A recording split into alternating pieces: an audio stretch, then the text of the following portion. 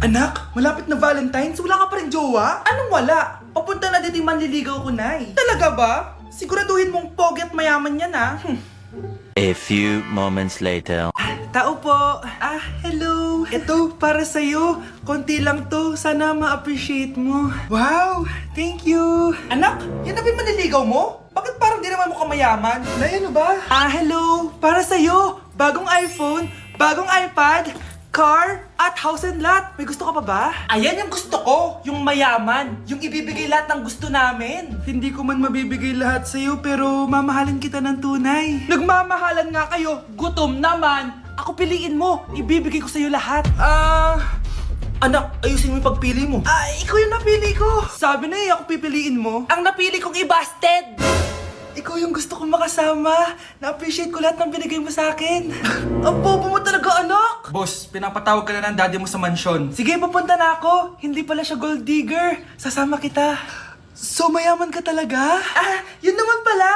Sama din ako sa mansyon mo. Hindi pwede, Nay. Bawal sumama ang mga gold digger. Tara na, babe. Una na po kami. Nay, papasok na ako ng school. Sige anak. Ito, baon mo. Alis na ako, Nay. Wait, ka lang anak. Dalhin mo tong tubig. Uy, Mars, may chichika ako sa'yo. Mars, ito na nga, wait lang. Nanganak na yung kapitbahay natin. Tapos ng balita, hindi daw kamukha ng tatay. Grabe naman yan. Malaking issue yan, Mari. Ano ba yan? Ang tagal ni nanay. Mars, nandiyan na pala yung asawa mo. Hi, mahal. Mahal, lasing ka na naman. Pumasok ka nga dito. Nay, aalis na ako Teka lang anak, dalhin mo to. Ingat ka Sige na, Nay. Init. Inom muna ako. Talakas ng tubig. Baka ibang flavor lang. A few moments later. Kyle, bakit ngayon ka lang? Late ka na. Good morning, classmates. Hi, ma'am. Ang ganda mo naman. Ano pinagsasabi mo? Lasing ka ba? Ako? Lasing? Baliw ka na ata Huwag kayo maingay, nandiyan na si ma'am. Okay, class. Pass these papers to your classmates. Ma'am, tapos na ako. Wow, ang bilis mo Class, basahin niyo maayos yung instructions capital pala dapat. Thank you, ma'am. Capital, ma'am. Huwag kayo magmadali sumagot, A few moments later. Ang lesson natin for today ay mga unggoy. Magbigay kayo ng mga halimbawa ng mga unggoy. Ma'am, oranggutan. Tama. Ma'am ako, ma'am. Tama. Okay, class. Ang galing. So, nakapag-check na ako ng mga exams nyo. At, si Scarlett lang ang nakakuha ng 99. Yes! Talino talaga! Bawi din kayo, guys. At lahat kayo, perfect! Ako pala yung bobo. Class, so mag-vote tayo for Muse. So, sino ang ino-nominate nyo? Ma'am, I nominate Scarlett for Muse. Uy, guys, ano ba? Parang yung tanga dyan. Class, seryoso to Huwag mong gawin joke. Tapos pinuntahan niya ako. Scarlett! Total, maingay ka naman. Gusto mo bang magturo dito sa harap? Sige po, ma'am. Ang tapang niya. Sige, Scarlett. Pwede ka na magturo. Ako na yung bagong teacher ngayon, di ba? Class dismissed. Lahat kayo exempted sa exam. At class 10 direct to the court. Vote Scarlett for president. Gusto niyo yun? Yes, gusto natin yun. Okay, class. Magdi-discuss ako. Makinig kayo sa akin, ha? Grabe. Ang ganda ko talaga. Masaya na naman siya Manda ka sa akin. Ma'am, di ba po bawal mag-makeup kapag oras ng klase? Si Scarlett kasi nagme-makeup po. Pero pag ikaw pwede? Oo. Mamaya na yung makeup na yan, Scarlett, ha? Makinig ka sa akin. Di na siya makakapag-retouch. Okay, class. Dalawa ang naka-perfect sa exam natin. Si Cheska. Expect ko naman na perfect ako At si Scarlett. Perfect din ako. Talagang nilalabanan ako ng babaeng to. Patingin na test paper mo. Ma'am, di ba wrong spelling is wrong? Mali yung pneumonia niya Walang P sa una. Oo nga. Kulang ng P. Hindi ka na perfect, Scarlett, ha? Ayan, ako na ulit ang highest dito sa klase. Kontrabida talaga tong si Samantha sa buhay ko. Bakit di nagre-reply yung jowa ko? Saan na ba yun? Tagal naman ni Scarlett. Saan na kaya yun? Hi, Miguel! Samantha, samahan mo naman ako sa kantin. Libre kita. Di pwede. Hinihintay ko yung jowa ko. Nasaan na ba yun? Yay! Sasamahan mo ako!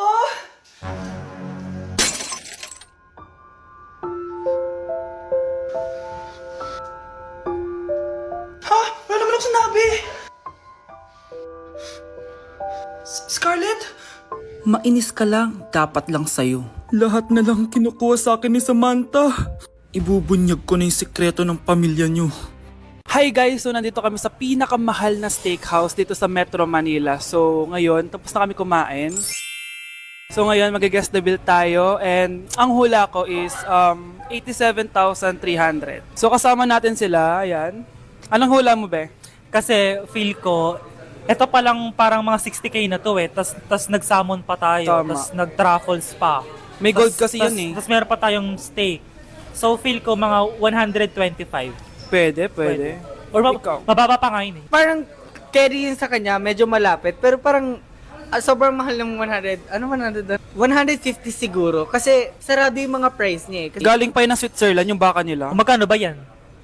ano yan eh, like parang nasa 85 ata. Eh, So hawak ko na guys yung bill and ano nga talaga ang Kinakabahan bill ako. natin? Feel ko, ma'am. Okay, so 5,016 pesos. Walang nanalo.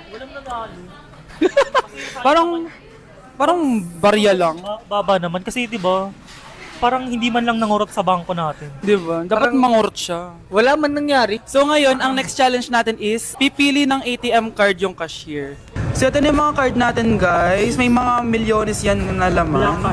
Black card. Akin gold card. Black card. Ikaw, blasic lang yung sa'yo, blue yung sa'yo.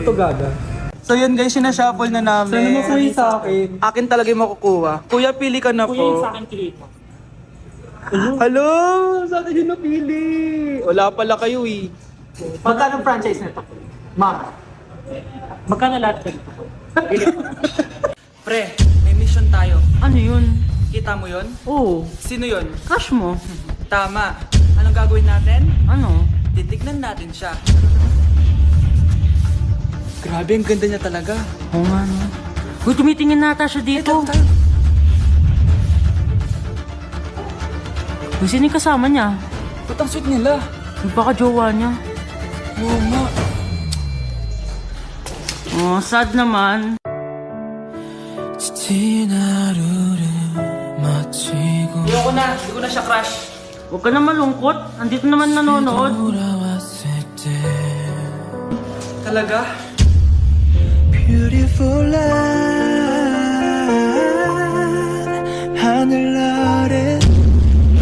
Okay class, what is the difference between your and your? Ma'am! Yes, Samantha? Your is a possessive adjective indicating ownership, while your is short for you are. Very good! Basic! Alam ko naman yan, pabida ka lang magtaas ng kamay. Next question. Ano ang pagkakaiba ng nang at nang? Ako ma'am! Okay, Scarlett. Ang nang ay nagpapahiwatig ng pagmamayari, ang nang ay nagpapahayag ng paraan o panahon. Tama! Mahusay ka, Scarlett! Sobrang dali lang naman ang tanong eh. Next question. 10 points ang makakasagot neto. What is the biggest organ of our body? Ma'am ako, ma'am! Akin lang tong 10 points na to. For sure, hindi mo naman alam yan. Yes, Samantha. Nauna ka kay Scarlett. Ang biggest organ of our body is stomach. Mali! Okay, Scarlett? Lungs po, ma'am. Wrong answer. Wala na bang gusto sumagot, class? Ma'am, ang biggest organ of our body is skin. Correct! Tignan niyo si Kyle, oh. Kahit di nakikinig sa akin yan, tama ang sagot niya. So, Kyle, paano mo nalaman ang sagot? Yun po kasi sabi sa Google eh. Then you gotta roll the dice. If you like me, blink twice. Are you naughty or nice? Maybe add a little spice. If you're trying to roll the dice, let me give you some advice. If you like me, blink twice. Tay? O anak, si nanay kasi kahapon pwede umuwi. Ano na kaya nangyari doon? Busy lang yung nanay mo. O siya, may good news ako sa'yo. Malapit na tayong yumaman. Anong ibig sabihin nun, Tay? Basta, hintayin mo na lang. Opo, Tay. Mabibili mo na lahat ng gusto mo, anak. Nasaan na kaya si nanay? The subscriber cannot Nay, be reached. sumagot ka. Try again later. Anak, may aasikusuhin lang ako para yumaman na tayo. Ikaw mo nang bantay ng bahay, ha? Tay, Si nanay kasi ilang araw nang di umuwi. Wala ka pa rin bang balita sa kanya? Scarlett, di ba sabi ko sa'yo busy ang nanay mo? Babalik din yun, huwag ka mag-alala. Sige na ha. Kainis, wala na naman signal. Kailangan ko tawagan si nanay. Naku, Mare, tigilan mo na ako, ha? Scarlett? Aling Rosa? Bakit po? Bakit nandito ka? Hindi ba dapat nasa burol ka ng nanay mo? Burol? Nagjo-joke ka ata, tita. Buhay pa yung nanay ko. Eh, kakagaling ko lang dun eh. O eto, hindi ba't nanay mo yung nakahiga dyan sa kabaong? Scarlett, anong ginagawa mo dito sa labas? Tay, explain mo to! Bakit nakaburol si nanay, ha? Kaya siguro hindi siya umuwi ng ilang araw?